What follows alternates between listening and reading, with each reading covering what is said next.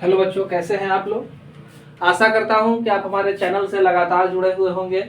इसी क्रम में आज आपके सामने हम क्लास 12 के लिए वंशागति और विविधता के सिद्धांत जो चैप्टर है आपका किसका क्या कहते हैं अनुवांशिकी का चैप्टर है, उसी में आज हम लोग पढ़ने वाले हैं, है ना। तो इसे मैं शुरू ही करता हूं शुरू से। तो आप जानते हैं कि वंशागति और विविधता के सिद्धांत में सबसे पहला वर्ड क्या है आपका, अनुवांशिकी, है ना। अनुवांशिकी का मतलब क्या होता है, अनुवांशिकी किसे कहते हैं। तो अनुवांशिकी हम लोग जान ले कि विज्ञान की वह शाखा जहां पर हम लोग क्या माता पिता और बच्चों ऑफस्प्रिंग के गुणों का अध्ययन करते हैं, उसी को क्या कहते हैं, अनुवांशिकी कहते हैं। और एक शब्द इसी में लगा हुआ क्या है, अनुवांशिकता, है ना। अनुवांशिकता फिर क्या हो गया, वैसे लक्षण जो एक पीढ़ी से दूसरे पीढ़ी तक क्या होते हैं, संचरित होते हैं, मतलब पैतृक गुण। असंचरित कौन होगा, पैतृक गुण। तो एक पीढ़ी से दूसरे पीढ़ी तक जो लक्षण संचरित होते हैं उसी को हम लोग क्या कहते हैं, इनहेरिटेंस कहते हैं, अनुवांशिकता कहते हैं, है ना। पीढ़ी दर पीढ़ी गुणों का स्थानांतरण होता ही है और इस बात की जानकारी हमें बहुत पहले ही मिल चुकी थी, है ना, कि लैंगिक प्रजनन ही जो है गुणों का स्थानांतरण एक पीढ़ी से दूसरी पीढ़ी में करता है। और साथ साथ क्या, तो ये जो जीवों में विविधता उत्पन्न होती है इसका भी कारण जो है यही है। तो हमारा सीधे चले जाते हैं अनुवांशिकी के जनक के बारे में। तो अनुवांशिकी के जनक किनको कहा जाता है, हम जानते हैं कि इनको ग्रोगर जोहान मेंडल को जो है वो अनुवांशिकी का जनक कहा जाता है, ठीक है।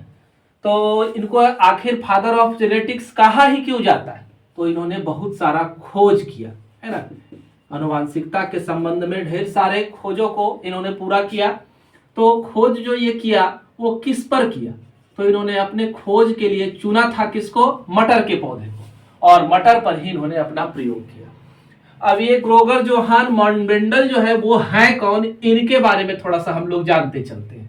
तो ग्रोगर जोहान मेंडल जो है वो कौन थे, तो ये फादर का काम करते थे, फादर चर्च में, है ना। और वो वहां के पृष्ठ थे, कहाँ ये रहते थे, तो ग्रोगर जोहान मेंडल जो है वो ऑस्ट्रिया के चर्च में फादर थे। ऑस्ट्रिया का भी एक जगह है ब्रन, उसी जगह पर ये फादर थे। इससे पहले की शिक्षा दीक्षा इनका दूसरे देशों में भी संपन्न हुई, इसलिए ये काफी जानकार व्यक्ति थे। और इन्होंने यहाँ पर क्या किया, तो यहाँ पर इस ऑस्ट्रिया के ब्रन शहर में इन्होंने क्या किया, तो मटर के पौधे को लगाया। मटर का वैज्ञानिक नाम आप जानते हैं, मटर का वैज्ञानिक नाम हो गया क्या, पीसियम सैटिवम, है ना। मटर का वैज्ञानिक नाम हो गया पीसियम सैटिवम। तो यहाँ पर इन्होंने क्या किया था, काफी सारे मटर के पौधे को लगाया था, है ना। हम जानते हैं कि मटर के अंदर ढेर सारी उपजातियां हैं, तो जितनी सारी उपजातियां के ऊपर इन्होंने प्रयोग किया था वो टोटल कितने हैं, 7 है।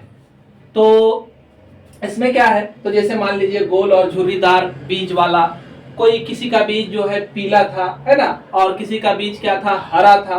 कुछ पौधे का फूल जो था वो सफेद था, किसी का बैंगनी था, किसी का फूला हुआ फली था, किसी का संकीर्णता फली था, किसी का फली पकने के बाद हरा ही रह जाता था, किसी का फली जो है पकने के बाद पीला हो जाता था, है ना। और क्या लंबा कोई पौधा था, कोई क्या था, नाटा पौधा था। किसी पौधे में फूल क्या होते थे, ला करके एपेक्स पर निकलते थे, है ना। और कुछ में क्या होते थे, पौधा बढ़ता जा रहा है, किनारे से फूल जो है निकलते जा रहे हैं, है ना। एक में शीर्षस्थ फूल और दूसरे में क्या, अच्छी फ्लावर। तो इस तरह से 7 विपरीत लक्षणों के ऊपर उन्होंने क्या किया था, इस जगह पर मटर के ऊपर प्रयोग किया था। लंबा प्रयोग इनका चला, है ना। कब से, तो 1856 से 1857 से लेकर के 1857 से लेकर के 1865 तक जो है इन्होंने क्या किया था, मटर के पौधे के ऊपर प्रयोग किया था। सारा प्रयोग का इन्होंने डाटा को जमा किया था, ठीक है। सारा डाटा का इन्होंने जमा किया, लिखित रखा। और क्या, इन्होंने पहली बार, यही वैज्ञानिक है जिन्होंने बायोलॉजी में पहली बार सांख्यिकीय आंकड़ों का प्रयोग किया, स्टैटिकल डाटा का प्रयोग सबसे पहले इन्होंने जीव विज्ञान में किया था, ठीक है। और इन्होंने उस सारा नोट्स को जाकर के नेचुरल हिस्टोरिकल सोसाइटी ऑफ ब्रन, कहा तो नेचुरल हिस्टोरिकल सोसाइटी ऑफ ब्रन में जैसे कि आज क्या होता है, हमारे गांव घर में पहले बैठक होता था, वहां पर लोग एक दूसरे के बारे में चर्चा करते थे, उसी तरह से पहले अलग अलग देशों में क्या होता था, साइंटिफिक मुद्दों पर चर्चा करने के लिए एक सोसाइटी हुआ करती थी। इसी तरह से एक सोसाइटी थी ऑस्ट्रिया में, नेचुरल हिस्टोरिकल सोसाइटी ऑफ ब्रन। तो वहां पर जाकर के इन्होंने अपना सारा डाटा को सुनाया लोगों को, और साथ में 1866 में उस डाटा को क्या करवाया, पब्लिश भी करवाया, है ना, उसी के मैगजीन में पब्लिश भी करवाया। लेकिन बात ये हुई कि इनके प्रयोग को मान्यता नहीं मिली, है ना। कारण क्या था, उस समय लोग जो थे चार्ल्स डार्विन के विकासवाद के सिद्धांत में उलझे हुए थे। और ये विकासवाद का सिद्धांत क्या था, तो पृथ्वी का निर्माण कैसे हुआ, है ना, पृथ्वी पर जीव जंतु कैसे बने। तो रोचक तथ्य क्या है, ये है विकासवाद। तो लोगों ने इसको पढ़ना अति आवश्यक समझा, और इनकी बातों को लोगों के समझ में ही कुछ को नहीं आया कि नहीं ये क्या है, मैथ का डाटा बायोलॉजी में ये किस तरह से प्रयोग है, मटर के पौधा पर प्रयोग कर रहा है, ये क्या वाहियात काम हो रहा है ना। लोगों को इनके प्रयोग समझ में नहीं आए। लेकिन 1866 के बाद बेचारा ये तो चल बसे, लेकिन इनके प्रयोग के 34 वर्ष बाद 1900 में, है ना, 3 वैज्ञानिक आए। कौन कौन, कार्ल कोरेन, है ना, कार्ल कोरेन आए, वॉन टी स्टरमार्क आए, और एक थे ह्यूगो डिवरीज, है ना। सारा लोगों ने इनके प्रयोग को फिर से अध्ययन किया और पाया कि अक्षरशः इनका प्रयोग सही था। जहां जहां पर कुछ सुधार की जरूरत थी, इन लोगों ने उसे सुधार भी किया, तो हम बाद में देखेंगे। तो इन तीनों वैज्ञानिकों ने मिलकर के मेंडल के प्रयोग को 1900 में सही ठहराया, है ना। और तब इनके द्वारा दिए गए नियम को वंशागति का नियम कहा जाने लगा, है ना, और इन्हें फादर ऑफ जेनेटिक्स के नाम से जाना जाने लगा, है ना। तो इतना हम लोगों ने मेंडल के इतिहास को जाना कि रोगर जोहान मेंडल किस तरह से अपने प्रयोग को पूरा किए, किस पौधे के ऊपर किए। अब एक क्वेश्चन है कि मेंडल ने मटर के पौधे को क्यों चुना, या फिर मेंडल के सफलता के कारण क्या थे, है ना। तो मेंडल का सफलता का कारण यही था कि इन्होंने मटर के पौधे को चुना। मटर के पौधे में खासियत क्या थी, तो मटर के पौधे में खासियत थी 3 से 4 माह सफलता के कारण हम लोग देख रहे हैं, है ना। अगला टॉपिक इसी में क्या है कि मेंडल के सफलता के कारण क्या थे। तो सबसे पहला तो इसका जीवन चक्र जो था वो 3 से 4 माह में क्या हो जाता था, पूरा हो जाता था। इस पौधे की खासियत क्या है कि नर और मादा भाग जो है ज्यादा स्पष्ट होते हैं, है ना। नर और मादा भाग ज्यादा स्पष्ट है।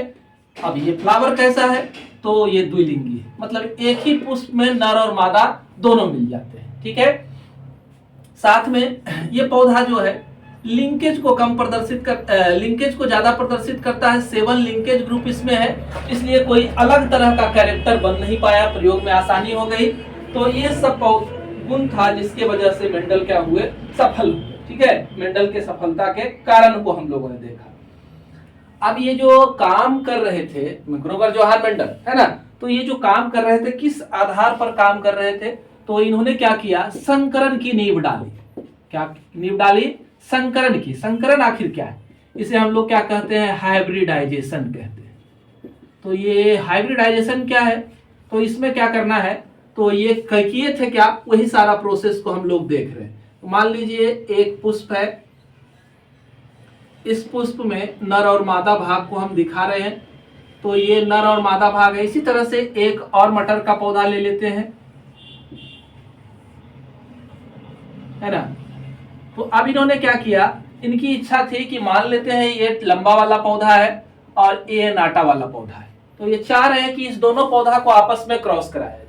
तो इसके लिए सबसे पहला काम इन्होंने क्या किया कि किसी एक पौधे का नर भाग को परिपक्व होने से पहले ही फोर्सेप्स की सहायता से काट करके हटा दिया, यानी कि इसका परागकण जो है इस पौधे पर इसका परागकण यहां पर नहीं गिरे, है ना। अब क्या किया कि इसको चाहते थे अपना इच्छित परागन कराना, तो इच्छित परागन के उद्देश्य से इन्होंने क्या किया, तो इसको बटर पेपर से, एक मुलायम से पेपर से क्या कर दिया, ढक दिया, है ना। तो कोई कीट भी यहाँ पर नया परागकण को पहुंचा नहीं सकता है।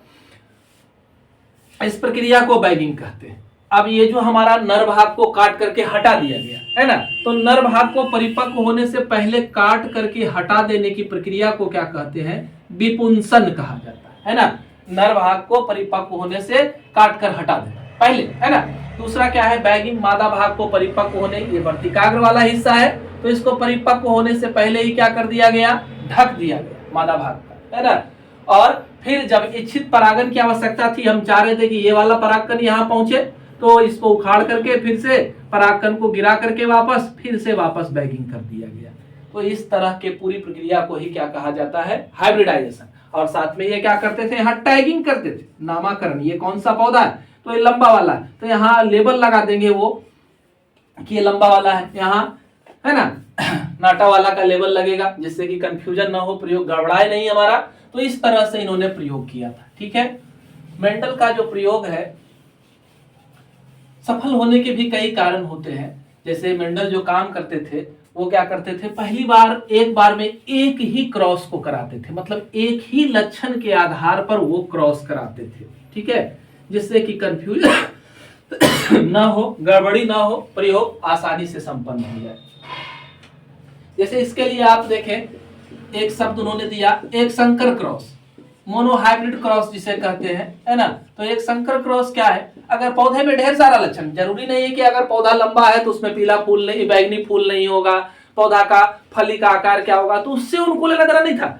बाकी लक्षण को गौण रखते हुए वो सिर्फ एक बार में एक ही विपरीत लक्षण का प्रयोग किए, जैसे नाटा और क्या, लंबा, तो एक ही विपरीत लक्षण को लेकर के वो प्रयोग कराते थे। तो एक विपरीत लक्षण के आधार पर जो प्रयोग हुआ उसी को मोनोहाइब्रिड क्रॉस या एक संकर क्रॉस कहते हैं। अब सबसे प्रचलित क्रॉस हम लोग 9-10 से ही पढ़ते आ रहे हैं, है ना। तो ये मोनोहाइब्रिड का सबसे प्रचलित क्रॉस हम लोग देखते हैं। पहली बार क्या किया इन्होंने, एक लंबा पौधा को लिया और एक क्या किया, प्योर नाटा पौधा। प्योर लंबा और प्योर नाटा का मतलब क्या है, तो ये आपका लंबा पौधा है, ठीक, पौधा है, यहाँ लंबा लिखना है, और ये जो पौधा है आपका नाटा पौधा है, ठीक है। तो अब प्योर का मतलब हुआ, हम जानते हैं किसी भी जीव के अंदर, कोई भी जीव है उसमें कोशिका है, और कोशिका के अंदर गुणसूत्र है, और गुणसूत्र नाम ही क्यों पड़ा, तो ये जीवों के गुणों का निर्धारण करता है। तो किसी भी जीव के अंदर कोई भी जीव का निर्माण हुआ है, तो जीव किससे बना, नर और मादा से बना है, लैंगिक प्रजनन में। तो नर और मादा से किसी भी एक लक्षण के लिए, मान लीजिए कि ये लक्षण क्या है, लंबाई वाला है, तो लंबाई वाले लक्षण के लिए ये जो ऑफ स्प्रिंग बनेगा, है ना, बच्चा जो बनेगा या कोई नया पौधा जो बनेगा, उस पौधा के पास एक ही लक्षण के लिए, है ना, जैसे मान लेते हैं लक्षण को ले लिए क्या, लंबाई, और लंबाई के लिए गुण कहां से आएगा, नर से भी आएगा, है ना, ये नर से भी आया, और क्या आएगा, मादा से भी आएगा। यानी कि एक ऑफ स्प्रिंग, एक पौधे के पास एक लक्षण के लिए दो जीन मौजूद होंगे। हम जानते हैं जीन लक्षण को निर्धारित करते हैं, और जब जीन किसी भी जीव में जोड़े में पाए जाए तो उसको क्या कहा जाता है, एलील कहा जाता है। आज हम लोग ये बात जानते हैं, मेंडल ने इस एलील को नाम क्या दिया था, कारक नाम दिया था, ठीक है। तो यहाँ पर मेंडल ने जो क्रॉस कराया लंबा वाला पौधा को लेकर के, तो लंबा में दोनों एलील क्या है, एक समान, यानी लंबाई को देखा रहा है पौधे के लंबा होने के लिए, और यहाँ पर क्या है, पौधे के नाटा होने के लिए दोनों एलील स्मॉल वाला है। मेंडल ने एक चीज और कहा था कि अपने प्रयोग में जो इतना सारा प्रयोग कराता था उसमें कैपिटल लेटर को वो क्या मानता था, प्रभावी लक्षण मानता था, है ना, क्या अनुसार, तो कैपिटल लेटर प्रभावी लक्षण। तो अब ये लंबा वाला पौधा है, इसको बो दिए हैं, है ना, पौधा को जमीन में लगा दिए हैं। कुछ दिनों के बाद पौधा बड़ा हुआ, बड़ा होने के बाद इसमें फूल लगा। फूल लगना का मतलब क्या हुआ कि युग्मक का निर्माण हुआ, नर और मादा दोनों युग्मक इसमें बनेंगे। तो इस तरह से जब युग्मक बनेंगे, तो ये दोनों युग्मक जब बनेंगे तो इसमें क्या होगा, एलील जो जोड़े में पाया जा रहा था, कारक जो जोड़े में पाया जा रहा था, वो क्या हो जाएगा, अलग हो जाएगा। इस तरह से दोनों पौधे में हमें यही देखने के लिए मिलेगा। अब ये वापस एक दूसरे से क्या करेंगे, संकरण कराया जाएगा। इस पौधे को इससे करा रहे हैं संकरण मेंडल के अनुसार से। तो आप देखें प्रयोग में क्या आ रहा है, एक एलील जो है कैपिटल वाला है, एक स्मॉल वाला है। इसी तरह से आप इसको करें तो एक एलील जो हो जाएगा वो कैपिटल वाला, एक क्या हो जाएगा, स्मॉल वाला हो जाएगा। अब इसी को इससे कराते हैं वापस, तो यहाँ देखें वही चीज है, एक कैपिटल वाला, एक क्या हो जाएगा, स्मॉल वाला हो जाएगा। तो ये इस तरह से। अब मेंडल का कहना था अगर दो पौधे को क्रॉस कराते हैं तो जो बनता है पौधा उसको क्या कहा जाता है, प्रथम पीढ़ी कहा जाता है। तब मेंडल ने अपने प्रयोग में निष्कर्ष में क्या पाया कि प्रथम पीढ़ी में सारे पौधे जो हो गए वो क्या हो गए, लंबे हो गए। सारे पौधे कैसे हो गए, लंबे हो गए। तो लंबे हो गए यानी कि ये जो कैपिटल वाला कैरेक्टर था वो क्या हो गया, प्रभावी लक्षण कहलाया। कैपिटल वाला कैरेक्टर क्या कहलाएगा, प्रभावी लक्षण कहलाया, है ना। यही अगली पीढ़ी में क्या हुआ, उभर करके सामने आया। और स्मॉल वाला लेटर का जो लक्षण है यानी कि नाटा वाला जो लक्षण है वो कैसा लक्षण कहलाएगा, अप्रभावी लक्षण कहलाएगा। तो आपने समझा प्रभावी लक्षण किसे कहते हैं और अप्रभावी। अगली पीढ़ी में जो लक्षण उभर करके सामने आ जाते हैं वो क्या कहलाएंगे, प्रभावी लक्षण कहलाएंगे। और जो लक्षण अगली पीढ़ी में क्या हो जाए, दब जाए, उस तरह के लक्षण को क्या कहा जाएगा, अप्रभावी लक्षण कहा जाएगा। ठीक है। तो प्रथम पीढ़ी में इनको सारा पौधा कैसा मिला, लंबा मिला। अब इसी को इन्होंने क्या किया, द्वितीय पीढ़ी का क्रॉस कराया। तो द्वितीय पीढ़ी के क्रॉस में कैसे कराया है वो देखिए आप। जो इनके पास पौधा था ये था, दूसरा पौधा भी क्या था, इसी तरह से मिक्स कैरेक्टर वाला था, लेकिन पौधा दिख कैसा रहा था, दोनों पौधा लंबा दिख रहा था। अब फिर इनके बीज को बो दिया गया, बोने के बाद इसमें फिर पुष्प निकला, पुष्प के में युग्मक था। युग्मक कैसा बना, दो प्रकार का, एक स्मॉल लेटर वाला भी और एक क्या, कैपिटल लेटर वाला भी युग्मक बना। अब देखें कि इनको वापस क्रॉस कराते हैं। क्रॉस कैसा होगा, स्वपरागन के लिए पौधे को छोड़ दिया गया, यानी कि हमको संकरण की विधि का प्रयोग नहीं करना है। तो यहाँ पर ये अपना इस तरह से इससे क्रॉस किया तो इसमें क्या आया, कैपिटल कैपिटल आया। अब ये इससे क्रॉस कर रहा है तो ये क्या ले रहा है, कैपिटल और स्मॉल। अब इसको वापस इससे क्रॉस कराए तो क्या पा रहे हैं, ये वाला पा रहे हैं। अब इसको इससे क्रॉस कराते हैं तो हमें क्या मिल रहा है, तो ये मिल रहा है। अजीब सा कुछ रेशियो आया, है ना। अब इनको दो तरह से उन्होंने व्यक्त किया। पहले को क्या कहा, फिनोटाइप अनुपात कहा, दूसरे को क्या कहा, जीनोटाइप अनुपात क्या कहा। इनका कहना था फिनोटाइप का अर्थ क्या हुआ कि पौधे बाहर से क्या दिखाई दे रहे थे। अभी तो इन्होंने प्रभावी वाला बात बताया था, तो जिसमें भी कैपिटल लेटर रहेगा वो क्या हो जाएगा, प्रभावी हो जाएगा। तो ये तीन पौधे आपको जो दिख रहे हैं वो कैसे हो जाएंगे, लंबे हो जाएंगे। इसमें लंबाई वाला तो गुण है नहीं, तो ये पौधा कैसा हो जाएगा, ड्वार्फ हो जाएगा, नाटा हो जाएगा, है ना। तो इस तरह से इनको क्या मिला, तीन पौधा लंबा मिला, एक पौधा कैसा मिला, नाटा मिला। तो फिनोटाइप रेशियो अगर पूछा जाए तो 3:2 कितना होगा, इसका 1 होगा, है ना। अब अगर जीनोटाइप, जीनोटाइप का मतलब होता है उस जीवधारी के अंदर जीन का क्रम क्या है, उसी को क्या कहते हैं, जीनोटाइप कहते हैं। तो जीन का क्रम क्या है, पहला तो ये वाला है आपका, दूसरा क्या देख पा रहे हैं, ये वाला है, तीसरा क्या है, ये वाला है, ये वाला 2 है, ये वाला कितना है, काउंटिंग कर लेंगे यहां से, 1 है, ये कितना है, 2 है, और इधर क्या है, तो 1 है। तो 1:2:1 का रेशियो आया। तो ये इनका एक संकर प्रयोग था। इसके आधार पर इन्होंने दिखाया कि फिनोटाइप रेशियो क्या होता है, जीनोटाइप रेशियो क्या होता है। अब यहां पर इनको क्या हो रहा था, एक तो प्रभावी हो जा रहा था, और लास्ट में यहां क्या देख पा रहे हैं, एक वापस क्या हो गया, ड्वार्फ पौधा मिल गया, है ना। तो इस आधार पर जब इन्होंने एक संकर प्रयोग को संपन्न किया तो इन्होंने कुछ नियम दिया, है ना। कौन कौन सा नियम दिया उसको जानते चलेंगे। पहला नियम जो है, पहला क्रॉस के आधार पर, एक संकर क्रॉस के आधार पर पहला इकाई लक्षण का नियम दिया। इनका कहना था इकाई लक्षण का नियम में क्या इन्होंने कहा, तो इकाई लक्षण के नियम में इन्होंने बताया कि हर एक लक्षण क्या होते हैं, अपने आप में स्वतंत्र होते हैं, है ना। हर एक लक्षण क्या है, अपने आप में स्वतंत्र होते हैं और वो कभी किसी से मिलते नहीं। उसके बाद है दूसरा लॉ ऑफ सिग्रीगेशन दिया, पृथक्करण का नियम, है ना। कौन सा नियम, तो पृथक्करण का नियम। ये क्या कह रहा है, तो पृथक्करण का नियम जो है हमें ये बता रहा है, कोई भी जीव में जब क्रॉस कराते हैं तो क्रॉस कराते समय क्या हो रहा है कि जब युग्मक बनता है तो एलील या कारक जो होते हैं एक दूसरे से क्या हो जाते हैं, अलग हो जाते हैं। पृथक्करण का नियम हमें यह बताता है कि जब भी क्रॉस होगा तो युग्मक निर्माण के समय जो एलील जोड़े में थे वो एक दूसरे से क्या हो जाएंगे, अलग हो जाएंगे, है ना। तो ये हमें पृथक्करण का नियम बताता है कि एलील एक दूसरे से अलग हो जाएंगे। अब दूसरा चीज हम लोगों ने क्या देखा था, कोई लक्षण प्रभावी हो जा रहा था, कोई क्या हो जा रहा था, दब जा रहा था। तो तीसरा नियम जो था वो प्रभाविता का नियम था, है ना।